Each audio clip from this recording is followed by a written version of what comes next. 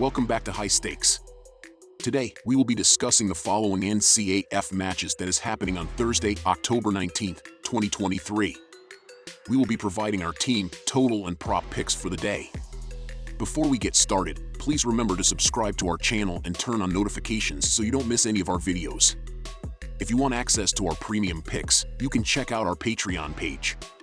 You can find the link to our Patreon page in the description and comment section below. James Madison versus Marshall.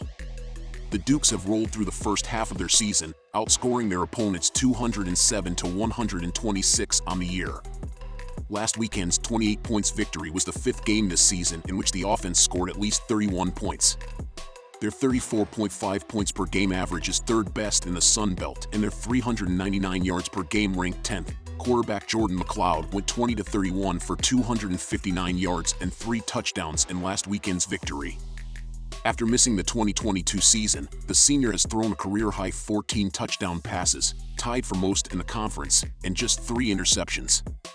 For James Madison, receivers have caught at least 15 passes this season, 5 have over 100 yards of receiving and 3 have 3 touchdown receptions.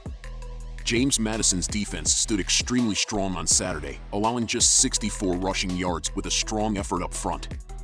They forced 3 interceptions against Georgia Southern and recorded 3 sacks, giving them 26 on the year, tied for third most in the country. Jalen Green had 5 tackles and 1.5 sacks. The senior lineman is second in the country with 8 sacks and is one of 3 Dukes players with at least 4 sacks on the year. This marks the 4th encounter between these two programs, with the second meeting occurring after they became conference rivals. Marshall has maintained a perfect record of 3-0 in terms of straight-up wins, and in the previous season, they secured a 26-12 victory as 10-point favorites while playing away. As of Thursday, the Thundering Herd holds a 2-4 record against the spread (ATS) this season, while the Dukes have a more favorable 4-2 ATS record. In the previous season's matchup, Marshall managed to secure a win, even though Fancher threw for just 159 yards and endured 2 interceptions. With 2 recent losses and an away game on the horizon, the Herd's quarterback may encounter a tough day, particularly if the Dukes' defensive line begins putting pressure on him. The game from last season also witnessed James Madison taking a 12-0 lead in the first quarter but failing to score any more points afterward. McLeod, who was absent in the previous season's game, is progressively growing more comfortable within this offensive scheme. He possesses the ability to escape pressure using his mobility, and in 4 instances this season, he has been sacked only once in a game. James Madison has a pristine 3-0 SU record and a 2-1 ATS record when playing away this season. Our recommendation is to bet on the Dukes, giving the points.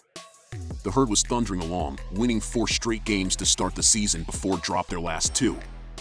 Last weekend, the defense gave up 474 total yards, getting pushed over by 240 yards and 3 touchdowns by way of the rush. Over their last 3 games, they've allowed an average of 41.3 points per game, and this season their 28.5 points per game allowed ranks 9th in the Sun Belt. They do have 20 sacks to their credit on the season, with 3 players recording at least 3. Owen Porter leads the team with 4.5 sacks and 2 forced fumbles and is second with 39 tackles. On the offensive end, Marshall is averaging 30.3 points and 420.8 total yards per game. They lean more on their passing game, averaging 264.8 yards through the air. Cam Fancher threw for 301 yards last week, his second straight game with at least 300 yards. The sophomore QB was also 27-34 in the game, and his 68.6 completion percentage ranks 3rd in the conference. Last season's meeting saw just a total of 38 points scored between the two.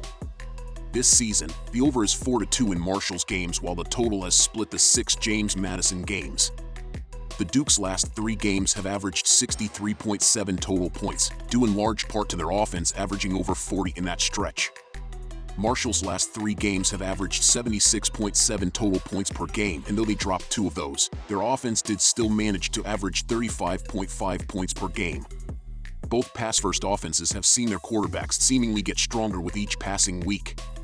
Marshall has a good pass defense, though McLeod can still burn them with his athleticism. James Madison has the worst pass defense in the Sun Belt, something that Fancher should be able to exploit. Take the over. Next we have Rice versus Tulsa. Sixth-year head coach Mike Bloomgren and his Rice Owls are off to a pedestrian start in 2023, going 3-3, 1-1 conf out of the gate. They've alternated wins and losses over the last 4 games, beating Texas Southern 59-7, losing to South Florida 42-29, beating East Carolina 24-17, and losing to UConn 38-31 most recently. From a sports betting standpoint, the Owls enter this game at 4-2 ATS, while 4 of their 6 games have gone over the pregame total. Veteran quarterback JT Daniels has been the man under center for Rice this season, and things are going great. The 3-time transfer has amassed 1,831 yards on a 63.6% completion rate while adding 15 touchdowns and 5 interceptions. Dean Connors leads the rushing attack, and he has picked up 180 yards on 41 carries for .4 YPC. Things haven't gone great from a defensive perspective under 6th-year coordinator Brian Smith. Smith's unit is currently ranked 114th in the country against FBS schools, allowing 35.0 points per game. In terms of yardage, that translates to an average of 441.6 yards against per game, which is 113th overall. Both Rice and Tulsa are coming off recent losses, and they've had the benefit of bye weeks. The odds makers slightly favor the home team, with the Golden Hurricane being favored by 3.5 points. Given that these two teams have fairly similar statistics, my preference is to support the more experienced quarterback, JT Daniels. In this situation, I'm inclined to take Rice and the points. JT Daniels, the senior signal caller, appears to have finally found his place after stints at 3 other schools. He has accumulated 1,831 yards and notched 15 touchdowns.